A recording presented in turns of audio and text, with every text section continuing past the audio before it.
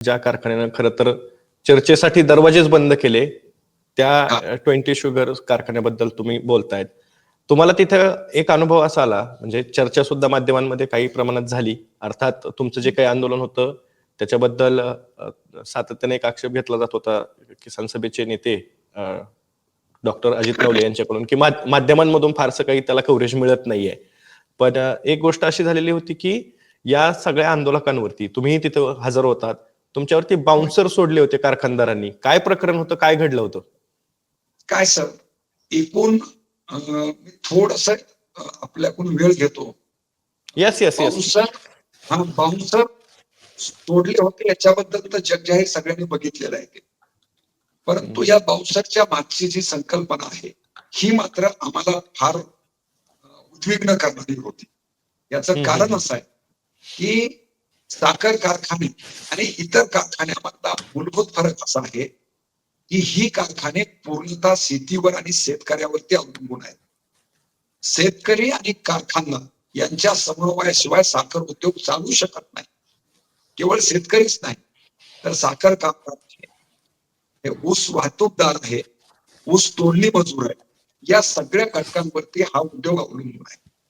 आणि म्हणून साखर कारखानदारांनी या सगळ्या प्रश्नाकडे ज्या एका ब्रॉड ऍटिट्यूडनं किंवा एका व्यापक दृष्टिकोनानं बघणं गरजेचं होतं, ही मुळातच या कारखान्याकडून अत्यंत चिंताजनक आम्हाला खंत या ठिकाणी व्यक्त करायची आहे की निवेदन दिल्यानंतर सुद्धा 27 तारखेला ज्या पद्धतीचा प्रतिसाद त्या कारखान्याच्या कार्यकारी संचालकांनी तिथल्या चेअरमनने दिला तो क्लेशदायक होता. एवढंच नाही तर 1 तारखेला जेव्हा आम्ही ठिय्या आंदोलनाला बसलो, सकाळी 11 वाजल्यापासून 3 वाजेपर्यंत कुठलाही कर्मचारी किंवा कार्यकारी संचालक हा आंदोलनाची दखल घ्यायला आला नाही. अतिशय कडवटपणे या आंदोलनाला ट्रीट केलं जात होतं. हा रोष एकतर शेतकऱ्यांमध्ये होता, तिथल्या कर्मचाऱ्यांच्या वर्तणीबद्दल प्रचंड शेतकऱ्यांमध्ये रोष होता. या सगळ्या रोषाला हाताळण्यापेक्षा तिथल्या कारखानदारांनी अशा प्रकारे लाईनला बाउन्सर्स उभा केले आणि चर्चेला निवेदन याचा उद्रेक त्याच्यामध्ये झाला. आणि प्रचंड दहशत ज्या कारखान्याची होती ती दहशत शेतकऱ्यांनी तिथलं गेट क्षणामध्ये, साखर कंदांनी बांधलेलं गेट क्षणामध्ये शेतकऱ्यांच्या उद्रेकानं तोडलं. आणि ही बाब त्यांच्या लक्षात आली की जो निजामी शाहीचं समर्थन करणारा हा साखर कारखाना प्रचंड कारखाना कोणाचा आहे? कारखाना कोणाचा आहे? अमित देशमुखांचा आहे. बर, म्हणजे अमित त्यांची एक वेगळी देशमुख. ओळख त्या परिसरामध्ये विलासराव देशमुख साहेबांची एक वेगळी ओळख आहे, एक वेगळा ब्रँड या सगळ्या उद्योग समूहाचा आहे.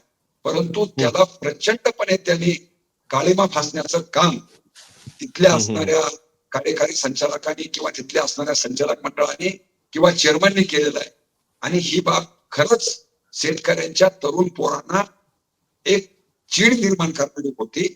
आणि म्हणून ही केवळ गेट नाही तोडलं तर ह्या कारखानदारांची जी शेतकऱ्यांप्रती मगरुरी होती, ज्याचा अनुभव आम्हाला वाईट आला होता, ती मगरुरी आम्ही ते गेट तोडलं.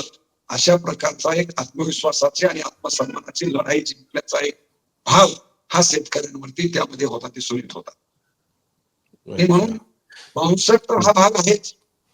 तर म्हणजे तिथं काही एखाद्या बेरबारचं हॉटेल नव्हतं किंवा एखाद्या तमाशाचं थिएटर नव्हतं. हे शेतकऱ्यांचा कारखाना होता. शेतकऱ्यांनी 25,000 लाख रुपये शेअर्स देऊन उभा केलेला कारखाना होता. आणि त्यांच्यासाठी तुम्ही बाउन्सर लावताय, ही प्रचंड चीड आणि चिंता किंवा आमच्यामध्ये फार रोष निर्माण करणारी घटना असल्यामुळं तिथं ती घटना टळली. ताबडतोब पोलिसांच्या आणि कारखाना प्रशासनाच्या लक्षात आलं आणि ते सगळे बाउन्सर्स त्यांनी पळत हाकलून लावले. आणि म्हणून तिथले सगळे आंदोलक शांत बसली होती.